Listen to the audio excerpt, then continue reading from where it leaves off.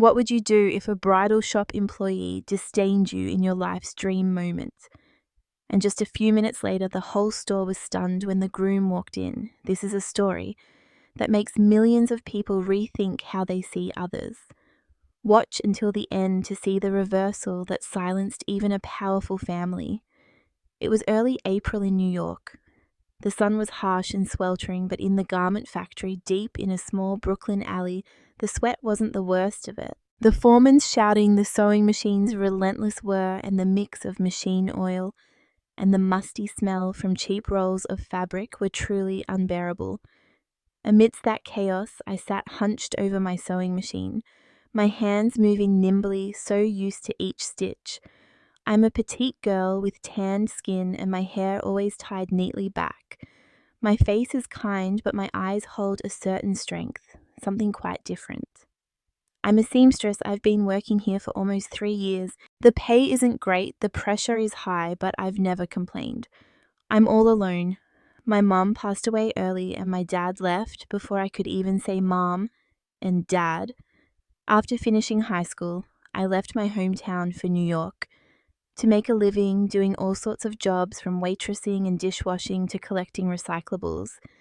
And finally, I settled in this garment factory. No one knows that while many girls dream of silk dresses and fancy cars, I've always held onto a single dream: to wear a wedding dress. Late one afternoon after my shift, I stood in front of the mirror in my small apartment, gently smoothing a faded white dress that I had sewn myself from scraps of fabric.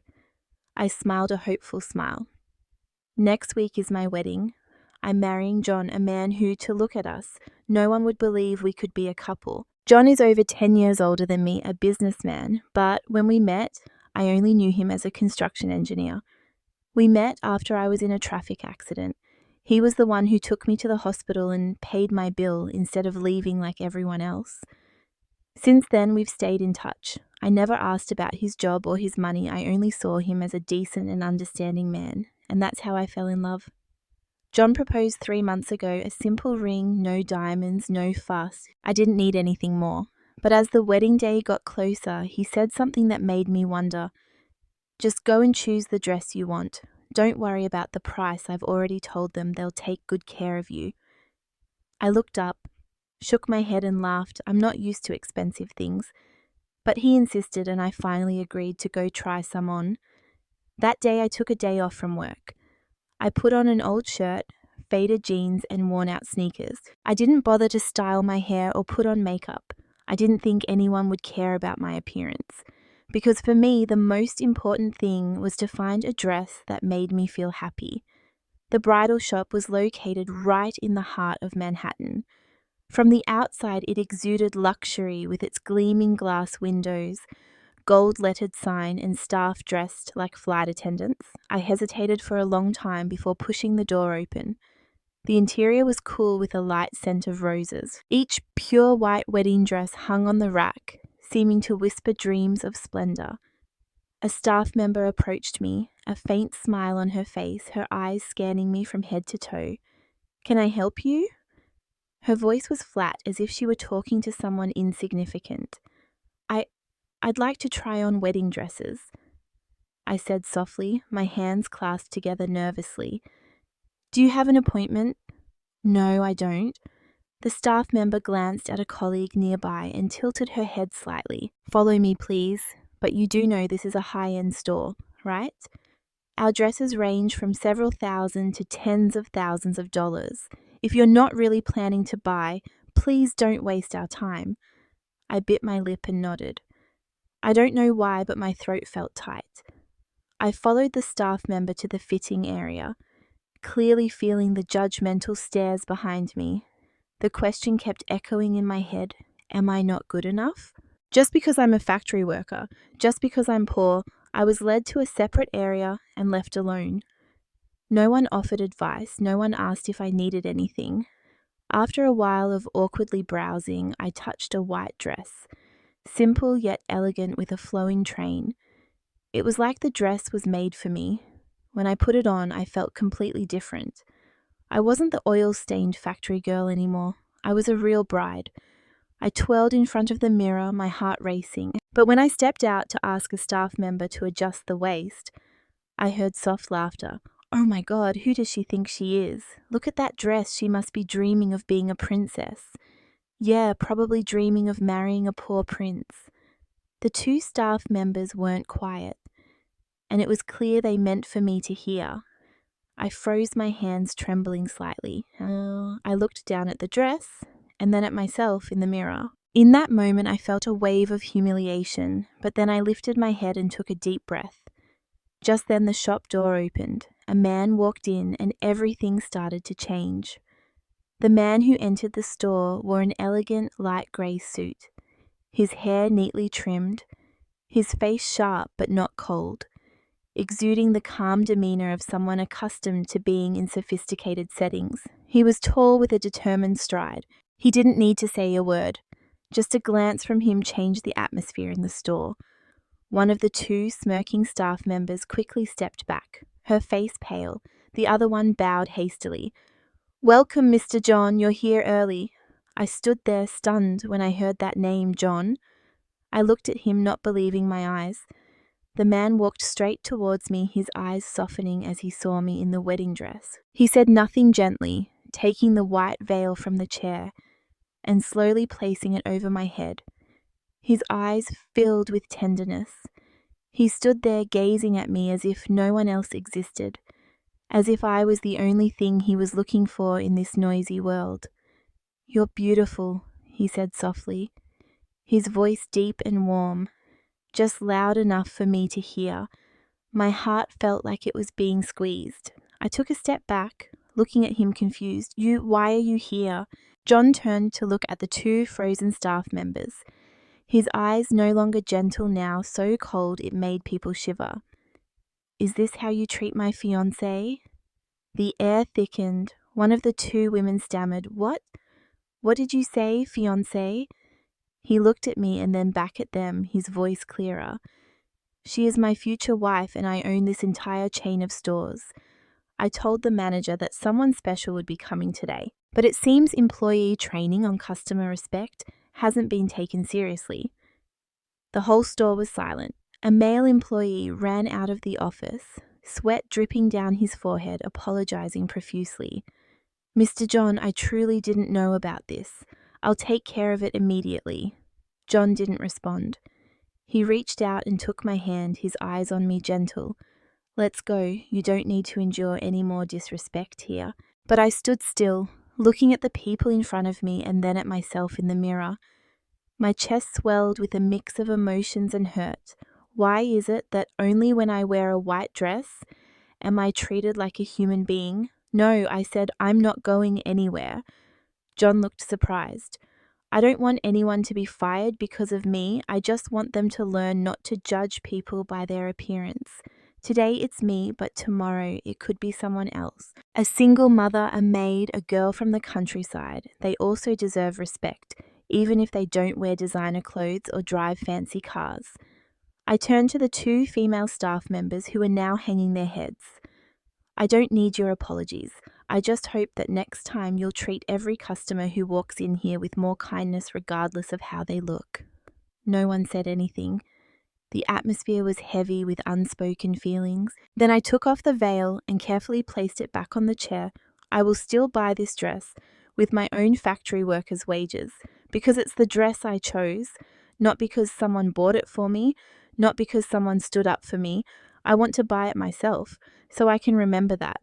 No matter where I started, I can still reach my own happiness. John looked at me for a long time and finally he nodded. "All right, but at least let me pay for the fitting service today and I will personally retrain the staff here," he promised. As they left the store, I held John's hand tightly, not just out of emotion, but because for the first time, I felt like I was holding on to something real, something solid in my life. A few days later, I returned to the factory. Everyone was buzzing about my one-day absence. The floor manager jokingly asked, "Did you go interview to be the CEO of some company yesterday? You look radiant."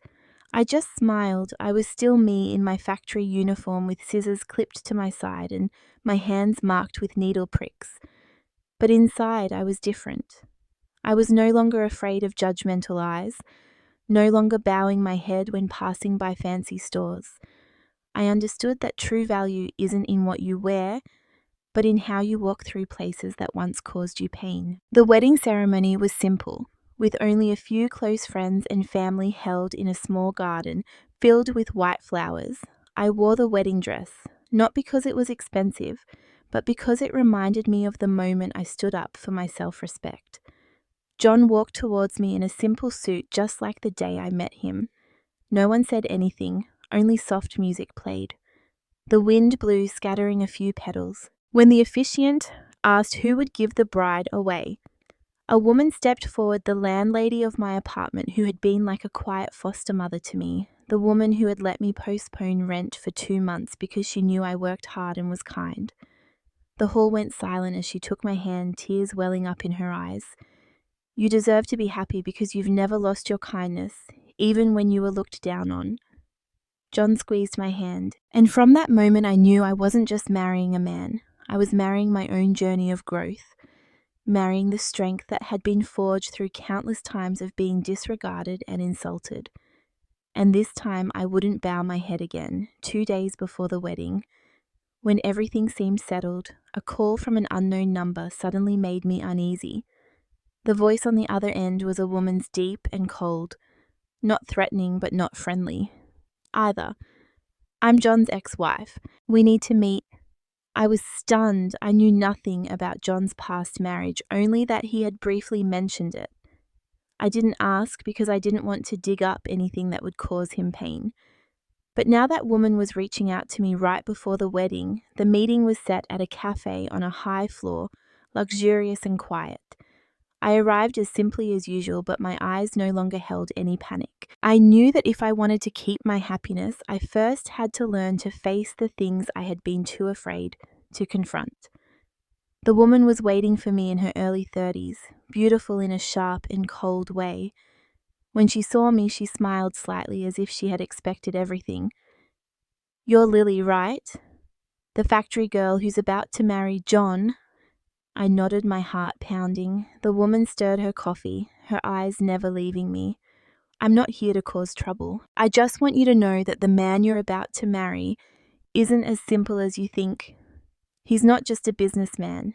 He's the heir to a corporation with branches across 3 continents, and that family will never accept a wife like you. I gripped my water glass, trying to stay calm. Please, go on. She shrugged. I used to be John's legal wife. We divorced because I couldn't live up to the model wife his family wanted.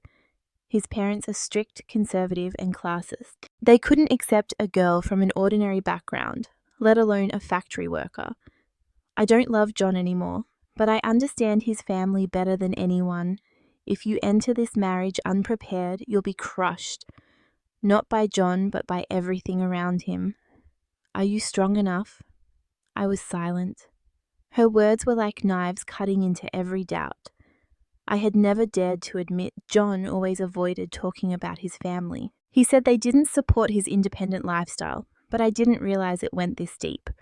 I stood up. Thank you for being honest. But if John chose to leave his family to start from scratch, if he chose to love a factory girl with nothing to her name, then I believe he's prepared to face those challenges. And as for me, if I have to fight for love, then at least I won't run away before things even begin. She looked at me for a long moment and then smiled faintly. You're stronger than I thought. I just hope John is as strong as you are. Good luck. I left the cafe, my heart in a turmoil, but unlike fear, the feeling now was something resolute, ready. I knew this marriage wouldn't be a bed of roses, but if I let the past cloud the present, there would never be a future. That evening I faced John over a small dinner at his home. I told him about the entire meeting, holding nothing back. John was silent for a long time, staring into the distance. I'm sorry for not telling you everything. I wasn't trying to hide anything. I just thought that if I told you, I'd scare you away. But maybe I underestimated you. I took his hand. I just need to know one thing. The love you have for me is real, right? John squeezed my hand tightly. More real than anything I've ever had. He told me everything, that he was the only son of a long-standing business family, that he had lived in the golden cage of rules, rituals, and arranged plans, that his first marriage wasn't his choice, and it fell apart because he no longer wanted to live a life someone else had written for him. He left his family, refused his inheritance, and started from scratch, with a small construction company gradually building everything back up. He met me when he was almost despairing of the world. You were a quiet light, not trying to shine, but just quietly warm. I cried, not from self-pity, but because I understood that loving someone sometimes means accepting, to walk with them through the darkness they haven't dared to face alone. But then a message arrived on John's phone, shaking everything. He glanced at it and went pale. I asked anxiously, "What's wrong?" John showed it to me. It was an email from his family corporation's former secretary. His mother, Eleanor, the most powerful woman in New York's financial world, had found out about the wedding and was on her way, with the sole purpose of stopping the wedding at all costs. Just like she had ruined his first marriage, and this time I would be the next target. The atmosphere was heavy, but instead of fear, I just looked at him. I don't care who she is, as long as you stand by me, no one can make me give up. John nodded. I won't let history repeat itself. They both knew the peaceful days were over. The biggest battle had just begun. The morning before the wedding, New York was hit by a sudden downpour. The unseasonal rain seemed to herald a storm, not outside, but in my life. At 7:00 a.m., the doorbell of John's mansion rang.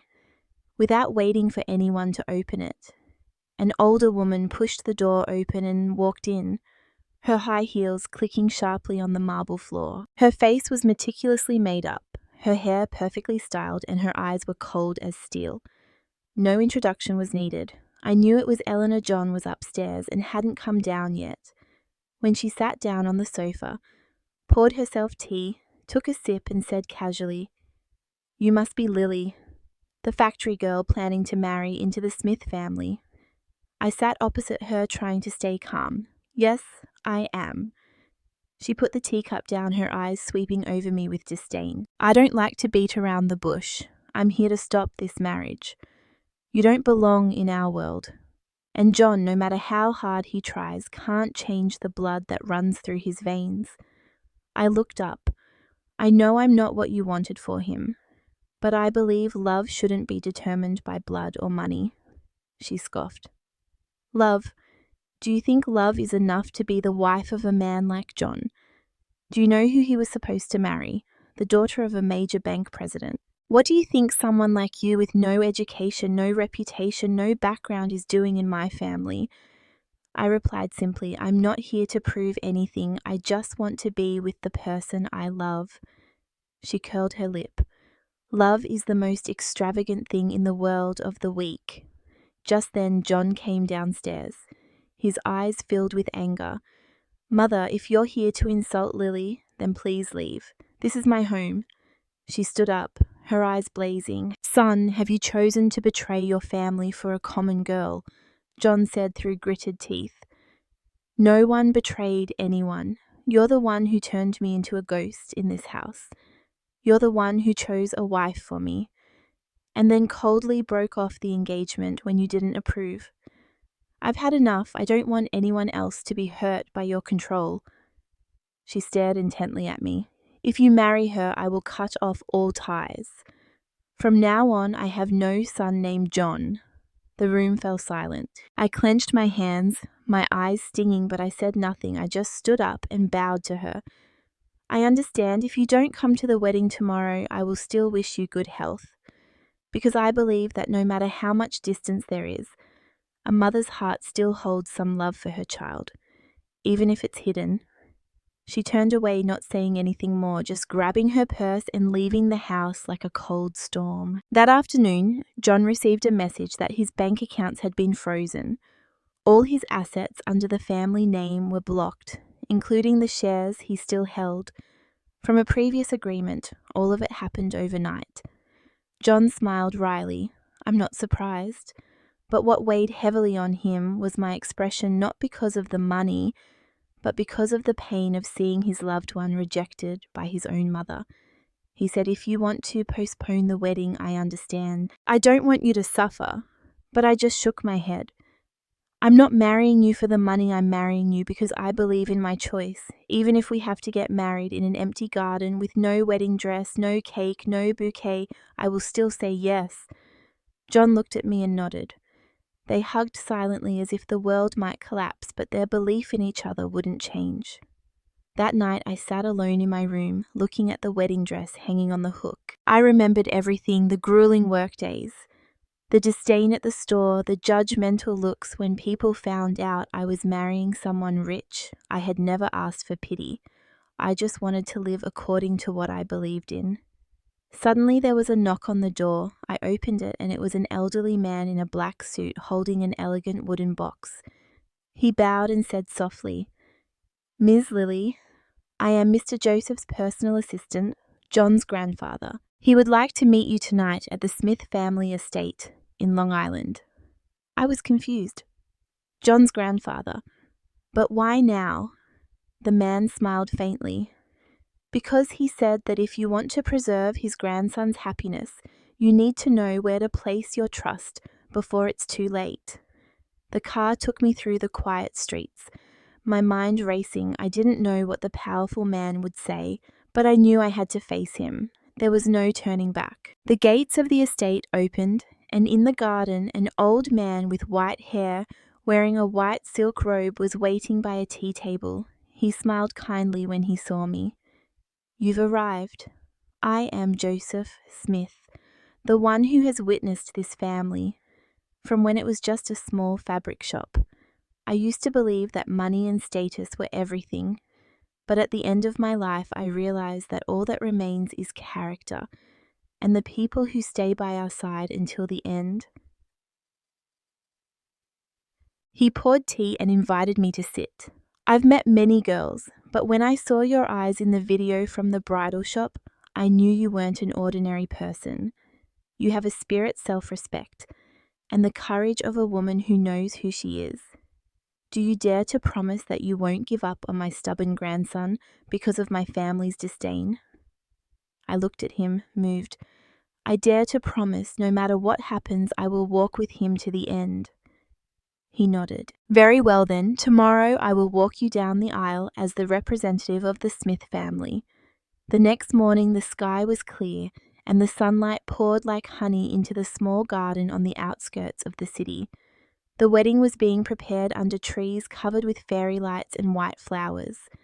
Workers were setting up the wedding arch, arranging tables and chairs, and decorating every detail in a minimalist but elegant style, just as I had wanted. Not far from there, I was sitting in front of a mirror with my landlady, the woman who had been like a quiet foster mother to me, helping me pin a small hairpin into my neatly styled hair. "You look beautiful. You don't need $1 million dress or diamond jewelry. You are still a bride that makes people stop and stare." She smiled gently, smoothing my veil. I looked at myself in the mirror. No extravagant makeup, no elaborate details. But my eyes shone brightly. I was no longer the factory girl who used to bow her head in the garment factory. I was someone embarking on a new journey with my own strength and pride. Outside, the guests gradually arrived. Not crowded, no media, but everyone was there to offer their sincere blessings. Among them were the workers from my old factory, the people I used to work alongside, and even the floor manager who used to scold me often. They sat in the front row, happy to see me radiant at my wedding. At exactly 9 a.m., the music began. Joseph Smith, John's grandfather, appeared in a silk robe, leaning on a cane, and reached out to take my hand. All eyes were on them, not because of any extravagance, but because of the respectful image of an old man with white hair, leading a girl from a humble background down the aisle like a silent declaration. She is worthy. John was waiting at the other end, still in his simple grey suit, his eyes never leaving me for a second. The moment our hands met, a gentle breeze rose like a blessing from the heavens. The wedding ceremony began. Just as the MC finished the welcome, the sound of high heels echoed from the entrance. A luxury car pulled up to the flower-lined path, and Eleanor stepped out, wearing an all-black dress with no flowers on her chest and carrying no wedding gift. Her eyes swept over everyone coldly. The space went silent. She walked slowly into the aisle where everyone was following the ring exchange. "I object to this wedding." Her voice rang out clearly, not loud but enough to stun everyone. John squeezed my hand. He looked at his mother, his eyes firm. "Please, Mother, you're here now. Please let me have this happy day." She didn't back down. "Happiness, is this what you call happiness? A wedding with no status, no family members, witnessing no church, no lavish reception, no press coverage, only a few nobodies sitting here and a girl who I believe will drag you down." I stepped forward, my voice calm but firm. "I'm sorry I couldn't be the person you wanted me to be, but I have never been disrespectful. I have also never tried to steal John away from his family. You are the one who pushed him away." She turned to look at Mr. Smith. "And you condone this, Father?" Mr. Smith nodded. "No one is condoning anything. I am just standing on the side of what is right. Everyone has their own path. If you can't walk with your son, at least don't block his way." She trembled, her eyes wavering for a moment. For the first time, she felt alone in what had once been her stage of power. A little girl ran out from the guest seats, the granddaughter of my landlady. She hugged a small bouquet and gave it to me. "Auntie, you're a princess." She said, "My mom said you used to sew wedding dresses for others and now you're wearing your own." I hugged the little girl, my eyes welling up.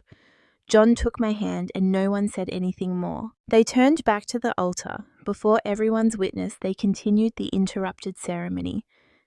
When they exchanged rings, the sun suddenly broke through the clouds like a sign. The pastor wasn't present, but Mr. Smith raised his glass in place of the vows. "I, Joseph Smith, representing the ancestors and the family, declare you two, husband and wife, from this day forward, live with kindness, cherish each other, and never let prejudice divide your love." Applause erupted. Eleanor quietly stepped back, her eyes red. She turned and walked quickly out of the wedding. No one stopped her, but no one resented her either, because everyone understood that some wounds in a mother's heart are not easily healed. That evening, John received a short message from his mother. "If you ever face difficulties, you will always have a place in my heart." Though she didn't say it outright, John didn't reply, but he knew that in a corner of that strong woman's heart, a light still flickered. As for me that night, sitting on the balcony of the small apartment where we were staying, looking at the glittering sky, I never thought my life would have a day like this. A wedding that wasn't perfect but was proof of a journey of not bowing down, not backing down, and not giving up on belief. I smiled, pressing my hand to my chest, my heart beating fast. And in the silence I knew that there might still be many challenges ahead, but today I had won something most important. I had conquered myself. 3 months after the wedding, I woke up in a room filled with light. Our new apartment was on the edge of the city, not too luxurious but quiet, and surrounded by greenery. John was still fast asleep, his face more peaceful than I had ever seen it. I quietly got up, put on a light coat, and stepped onto the balcony where the small vegetable pots I had planted myself were starting to sprout. Life after marriage wasn't too different, but inside me everything had changed. Not because my husband was wealthy, not because I had married into a big family, but because I was no longer afraid of other people's opinions, no longer feeling inferior because of my background. I had taken on a new job, no longer a seamstress, but the manager of a small sewing workshop that John and I had invested in not to get rich, but to create a place where every worker would be respected. I wanted girls like me years ago to no longer have to hear shouting every day, no longer have to hide their dreams, just because their hands were stained. One afternoon, while I was organizing fabric in the warehouse, I received a call from Eleanor. Her voice was still deep, but no longer as sharp. "I would like to meet you if that's all right with you." I paused for a moment and then nodded, even though I knew she couldn't see me. The meeting took place at an old tea house she had frequented since she was young. She came alone, no driver, no assistant, only carrying a small envelope. "Thank you for agreeing to meet," she said. I smiled gently. I think everyone needs a place to return to, even if those relationships have caused pain. She placed the envelope on the table. "This is John's last share that I withheld. I froze it because I thought he would come back, but now I want to return it. Not because of who you are, but because I see that you deserve it." I picked up the envelope but didn't open it right away. I looked at her, my eyes softening. "I never needed to prove anything to you. But if you're starting to see me as more than just a shadow at your feet, then I'm grateful. Not for the money, but for that recognition." She looked at me for a long time and then said softly, "I used to think that a good woman had to be carefully chosen, carefully screened, had to belong to a certain class. But then I realized that a truly strong woman isn't defined by where she comes from, but by whether she dares to maintain her kindness amidst all the prejudice. You have done that better than anyone I have ever chosen." Her voice dropped. "John is different. He has always gone against the grain. The more I tried to control him, the more he slipped away. Maybe I was wrong from the beginning, but it took me too long to admit it. I didn't blame her, I just nodded. Because everyone has their own journey, and the important thing is to dare to turn back when you realize you're going the wrong way." They sat there, no longer a tense mother-in-law and daughter-in-law, but like two women who had experienced their own pain, quietly learning to heal. That evening when I got home, I found John in the kitchen, awkwardly chopping vegetables for dinner. I laughed and hugged him from behind. "Mom called me to the tea house, spoke from the heart, and returned your shares." John froze, unable to hide his surprise, but then he smiled, turned around and embraced me. "I used to think that leaving my family was enough, but you taught me that sometimes change doesn't come from running away, but from how we face and influence others." They sat down to dinner together. No wine, no grand table, just a bowl of hot soup, a plate of stir-fried vegetables, and two people leaning on each other after a long day. That was the kind of happiness they had chosen. Unpretentious, simple, but reaching to the very depths. A year later, I returned to the bridal shop from years ago. This time not to choose a dress, but to donate a new dress that I had designed and produced from my own workshop. The dress was named the Unbowed. On the dress, there was a small inscription only visible to the wearer. "I don't need to be accepted. I just need to believe I am worthy." And that was also my own story. A factory girl who had been scorned, looked down upon, but who chose not to bow down, not to be silent, and not to give up on her dreams. No one can define the value of a person except themselves, and I, with my kindness, resilience, and unwavering belief, had written my own definition.